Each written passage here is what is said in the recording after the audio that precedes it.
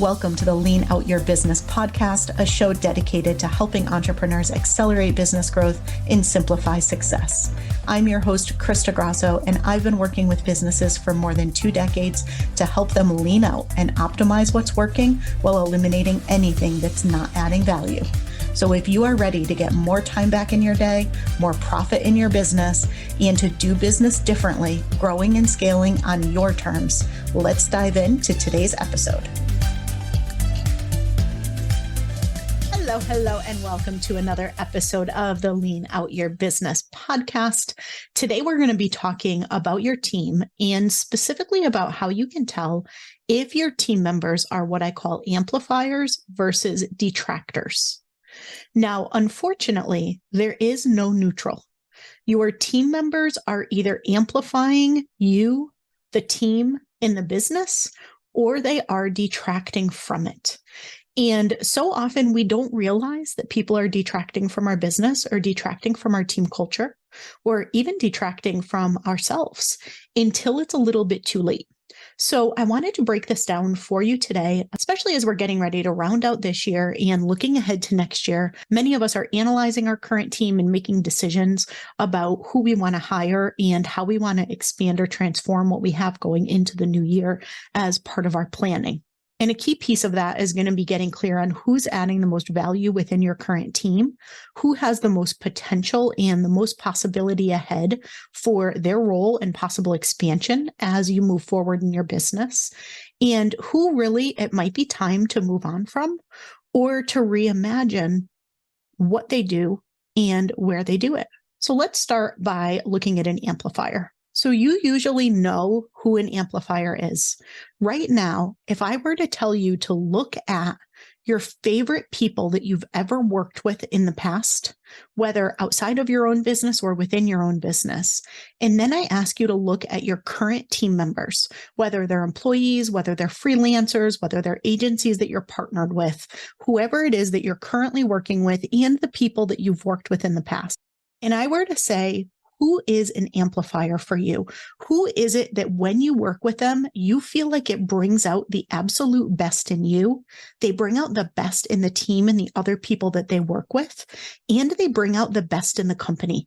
They're really helping propel the company forward, the business forward by the nature of being there.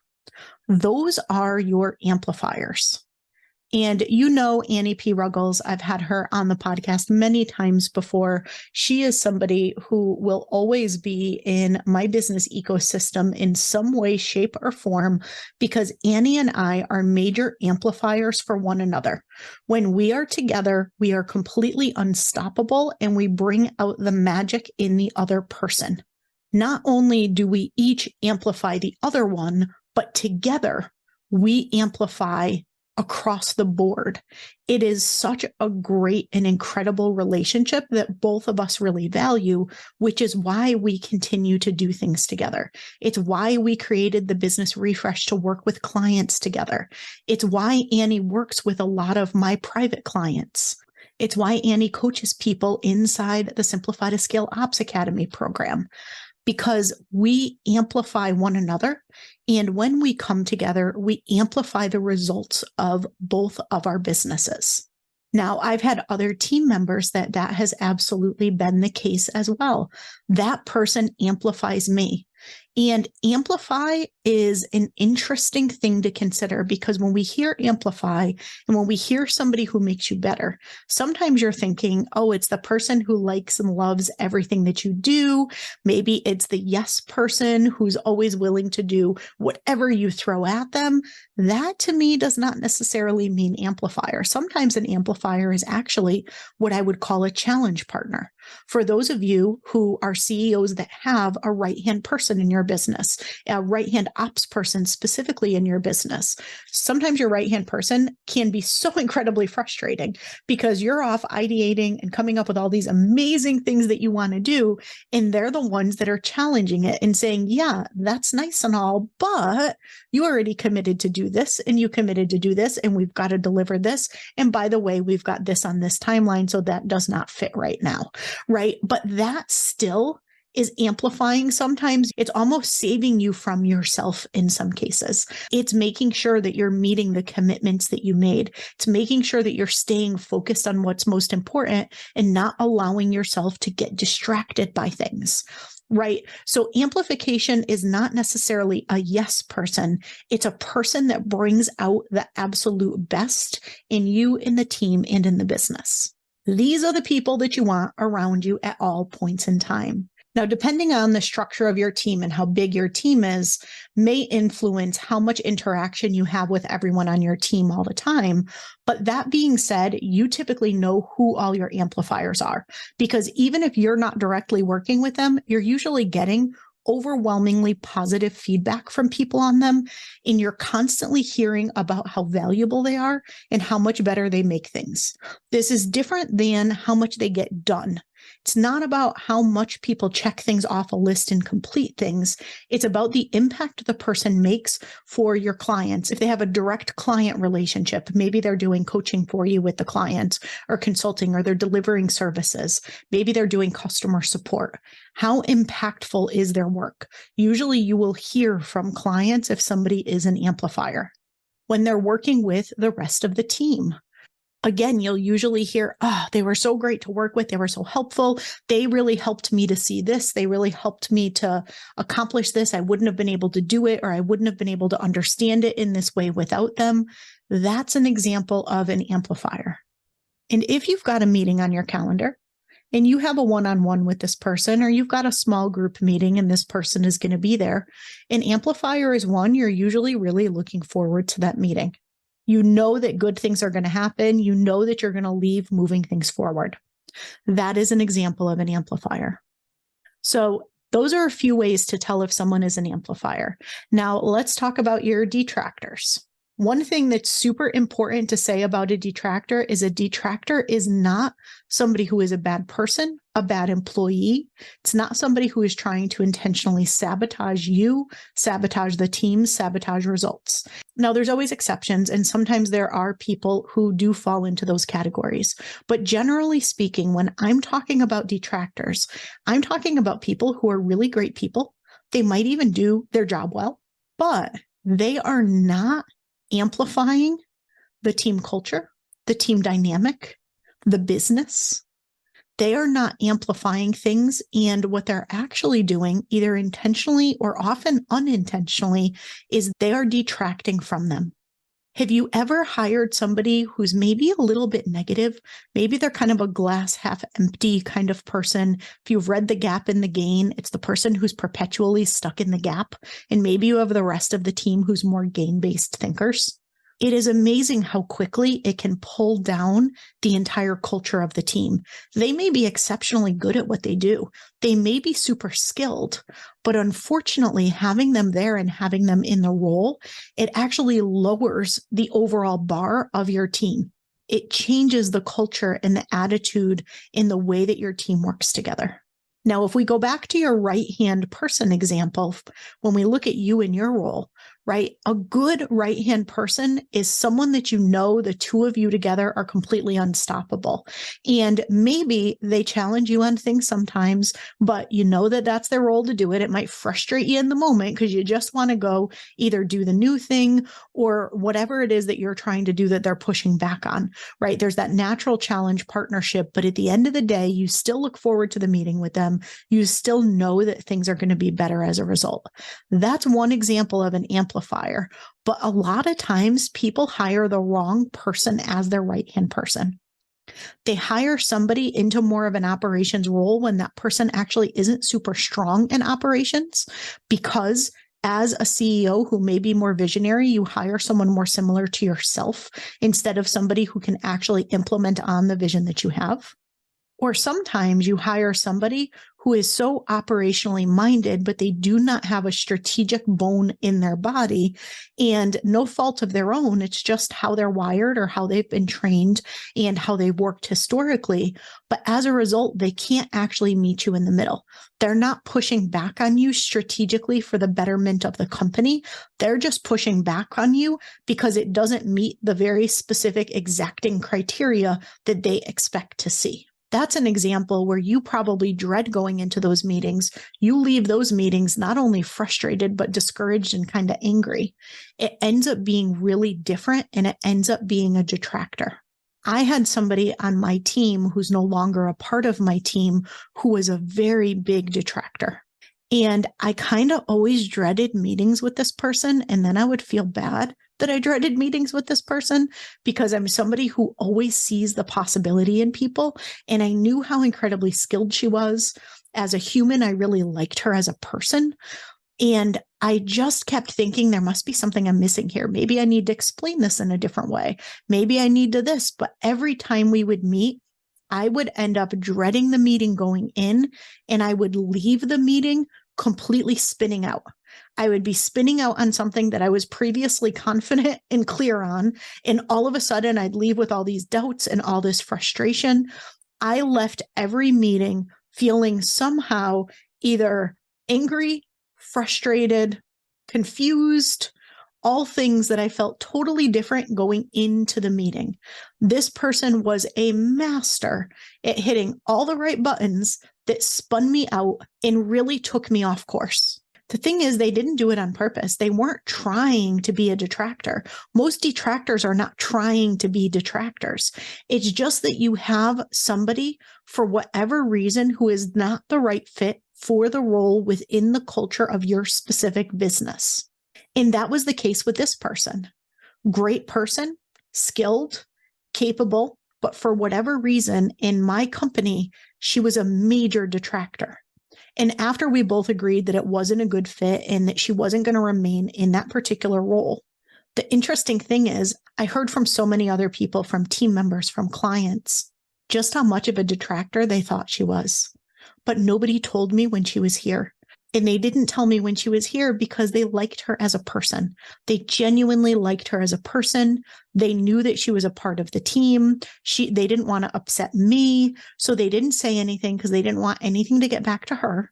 And they didn't want to upset me. And that commonly happens with a detractor, where people won't say anything until after the person is gone.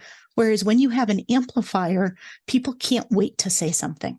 So take the time to look at the people who are currently on your team. Do you feel excited or happy or look forward to meeting with them? Do you get positive comments and overwhelmingly positive feedback about the value that they provide and the fact that they make what you do that much better? Or do you hear absolutely nothing? When you have meetings with them, do you dread the meetings? Do you get frustrated? Do you end up in a place where you feel completely drained when you meet with them? You feel frustrated when you meet with them? Do they end up causing you to doubt yourself or to spin or to do any things that are not in your highest good or are not in the highest good of the business itself? Analyze your current team for this. And a great exercise to do is to look back at people who have not worked in your business in the past, or look back at your all-time favorite people that you worked with in your business in the past and run them through some of the things that we talked about in this episode. And you usually can pretty clearly see if they were amplifiers or if they were detractors. And I bet for those who were detractors, you may have had a similar experience to me, where people may or may not have said something about them while they were working there.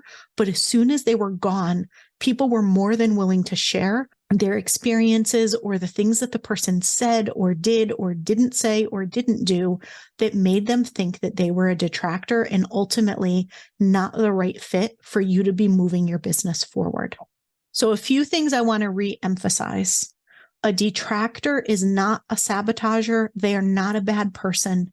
There is nothing wrong with them as a human being or sometimes even as a worker. However, for whatever reason, they not only do not make your business better, but they actually pull down you, your team, or your progress. They are someone who may be wildly successful in another company or in another place, but they are not within the context of your business in the role that they're in. And again, there is no such thing as neutral. Either someone's an amplifier or they are a detractor. So you probably immediately know who your amplifiers are. You may even immediately know who your obvious detractors are. Anyone who you're on the fence about, do the due diligence to see, because more often than not, they will end up being detractors. And here's the real risk with detractors. Because they are not bad people, because they don't necessarily do a bad job, it can be one of those silent impacts to your business. You think, well, they may not be the complete and total rock star that I had hoped they would be, but I've got the role filled. They do fine. There's nothing I need to do here. But it can actually bring down the performance of the rest of your team. It can negatively impact the experience of your team or your clients, depending on the capacity of the role that this person is in. And it can certainly impact you. It can impact you as the leader of your business, as the visionary of your business. I know when I had that person on my team that I shared with you, it absolutely impacted me. She got in my head in a way that most people do not. I don't know why. It was just something about the question she asked. It was something about the way that she was that really caused me to spin out on things a bit and to distract myself from what mattered most. It was not a good fit for me, which ultimately made it not a good fit for the business. And it had a trickle-down effect all the way throughout. So if someone impacts you, don't think, I just can't work with them, but they're fine. I'll push them off on this other person. That never works. It sounds like it will. And in the short term, you'll feel a little bit better that you're less frustrated and that they're not driving you a little mad. But they are still detracting from the business, from the team dynamic, and in some way, shape, or form, they are still in the back of your head detracting from you and being the amazing visionary leader that you want to be for your business. So the final thing I want to share about this is it's one thing to look at and analyze your current team. It's another to even look back and apply this to past team members. It can be pretty enlightening when you do that. But where it really gets valuable is when you look forward, when you look at your strategic hiring plan, when you look at who you're going to be bringing onto your team next and how you want to expand out your team next year and how you want to up-level your team to be more of a high-performing team and more of a self-organizing team as you look forward to the new year. Well, what you want to make sure is that you're hiring people who are amplifiers and you are not inadvertently hiring people who are detractors, because we never bring somebody on with the intention of them being a detractor. We always want people to be an amplifier. But if you go back to what I said about there being no neutral, sometimes we hire people who we feel are neutral and we think, well, not entirely sure how they're going to work, but let me bring them in and let me see, right? Usually you can tell overwhelmingly who's going to be an amplifier, even in the interview process. So make sure that you're asking questions that allow you to see that allow you to get a good read on whether or not you think the person is going to be an amplifier or not. Now, the reality is you never actually know until the person gets into the role. That was what happened with me with the person who I had brought into the role, and it just simply wasn't a good fit. They're a great individual. They're an amazing person. They are somebody I'll probably always have a relationship with. However, they were not a fit for the role itself. And sometimes, no matter how well you try to test for things, you simply don't know until you get into it and you see how things go. There's too many different dynamics at play. There's too many different things between how they work with you, how they work with other team members, how they handle things as they shift and move and grow within your business. So you never always know, but there are certainly things that you can do in advance to try to make sure you're bringing on the right people. So let me share with you a few examples and a few questions and things that you can reflect on. I think it's super important when we're hiring that we are not just simply looking at skill and experience, and we are also looking at and considering how aligned are they with the vision for the business, with your values of the business and your values for your team, and ultimately with the culture that you have and with the culture that you want to be able to both maintain and grow in your business. Skills can always be taught. Experience can always be gained, but alignment can't. If they are not aligned, they are not going to magically become aligned over time. You want to validate that alignment going in. That is your best chance. And I would say, honestly, your only chance that somebody's going to be a true amplifier. When someone is out of alignment, nothing throws off your culture faster and nothing impacts negatively your team dynamic faster. Here's some questions to ask. So we're going to start with some skill-based questions because you do want to make sure that the person either can step in and do the job today or that with the right training and mentorship, they are capable of doing the job. And so here's 2 questions to consider. How aligned is their capability, their skill, and their experience with the level that's required for the role? Different levels of skill and experience coming in day one. Now, if this role is one where you're willing to train, you're willing to mentor, if the role is going to require that, is there someone with the capacity and the commitment available to do so, whether that's you or whether that's someone else on the team? Now, the next piece to ask questions around and to really get clear on is alignment. And you want to make absolutely sure that people are aligned before you make an offer. So the first one is, will they amplify or detract from the team dynamic? The next is, will they amplify or detract from your company culture? And then how aligned is their vision and their values with yours? And then finally, you want to assess for sustainability. You know, I am super passionate about sustainable success. It's why I talk about simple, sustainable scaling all the time. To me, it's all about sustainability.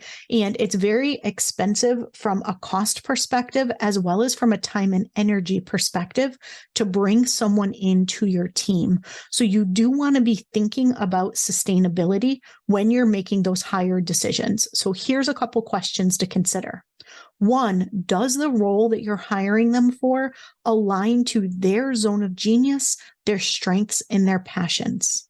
If the answer is yes, they are much more likely to stick around and grow into the role.